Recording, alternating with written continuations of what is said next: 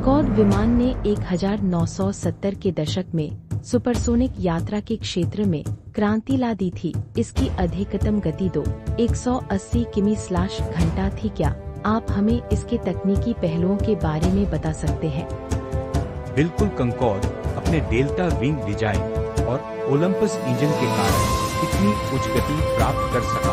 उदाहरण के लिए यह न्यूयॉर्क से लंदन की यात्रा मात्र 3-5 घंटे में कर सकता था, जो पारंपरिक विमानों की तुलना में मात्र आधा समय है। फिर भी इसकी टिकाऊता पर सवाल उठे थे। क्या यह सच है कि इसकी संचालन लागत काफी अधिक थी? हाँ, सही कहा। कंकॉर्ड की संचालन लागत सामान्य विमानों की तुलना में 6 गुना अधिक थी। यही कारण है कि टिकट की कीमत भी बहुत ऊंची होती थी, जिससे आम जनता के लिए यह सेवा सुलभ नहीं रही। उस समय क्या कोई अन्य कंपनियां इस मॉडल को चुनौती देने के लिए सामने आई? उद्योग में कुछ प्रयास हुए, जैसे सोवियत संघ का ट्यूपलव Tu-144, लेकिन वे कंकॉर्ड की सफलता को दोहरा नहीं सके। 2000 की दुर्घटना के बाद कंकॉर्ड की सुरक्षा पर गंभीर सवाल उठे। क्या आप इस घटना के कारणों पर रोशनी डाल सकते हैं? इस दुर्घटना की वजह एक रनवे पर पड़ा धातु का टुकड़ा था, जिसने कंकॉर्ड के टायर को पंचर कर दिया। इससे टैंक में आग लग गई। दुर्भाग्यवश इस घटना में 113 लोगों की जान चली गई। यह दुर्घटना क्या कंकॉर्ड के अंत की शुरुआत थी? जी हाँ, दुर्घटना के बाद कंकॉर्ड के लिए सुरक्षा मानकों का पालन करना मुश्किल हो गया। इसके अलावा 9/11 की घटना के बाद हवाई यात्रा की मांग में गिरावट ने भी कंपनी के लिए इसे लाभदायक बनाए रखना कठिन कर दिया। क्या ऐसा कुछ है जो उद्योग ने इस घटना से सीखा? बिल्कुल। इस घटना ने विमानन उद्योग में सुरक्षा मानकों को और सख्त बना दिया और नए डिजाइनों में सामग्री की मजबूती पर अधिक ध्यान दिया गया। हालांकि कंकॉर्ड का युग समाप्त हो गया, लेकिन सुपरसोनिक यात्रा का सपना अभी भी जीवित है। वर्तमान में किन प्रगति पर काम चल रहा है?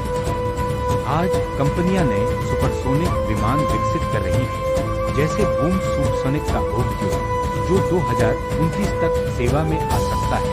यह विमान टिकाऊ ईंधन का इस्तेमाल करेगा और आवाज की गति से दोगुनी गति प्राप्त करेगा। लेकिन उच्च लागत और पर्यावरणीय चिंताओं को कैसे संबोधित किया जा रहा है? इस बार ध्यान कम लागत और कम ध्वनि प्रदूषण पर है। उदाहरण के लिए नासा का X-59 प्रोजेक्ट एक शांत सुपरसोनिक विमान की दिशा में काम कर रहा है। क्या यह संभावित रूप से व्यावसायिक सफलता प्राप्त कर सकता है?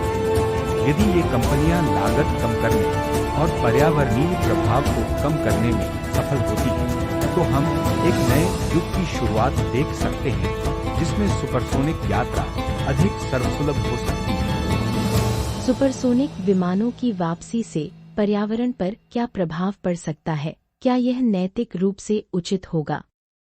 यह एक गंभीर चिंता है। सुपरसोनिक विमान अधिक ईंधन का उपभोग करते हैं, जिससे कार्बन उत्सर्जन बढ़ता है, लेकिन नई तकनीकें इस प्रभाव को न्यूनतम करने का प्रयास कर रही हैं। लेकिन क्या यह पर्याप्त होगा या हमें अन्य विकल्पों पर विचार करना चाहिए? कुछ विशेषज्ञों का कहना है कि हमें अधिक टिकाऊ यातायात विकल्पों पर जोर देना चाहिए। हालांकि हाइब्रिड और इलेक्ट्रिक तकनीकों के साथ सुपरसोनिक यात्रा को भी कम प्रदूषणकारी बनाया जा सकता है। क्या इन प्रौद्योगिकियों का व्यापक रूप से अपनाना संभव है? जैसे जैसे तकनीक में सुधार होता रहेगा और लागत कम होगी, हम अधिक हरे भरे और कुशल सुपरसोनिक यात्रा के यथार्थ बनने की उम्मीद कर सकते हैं।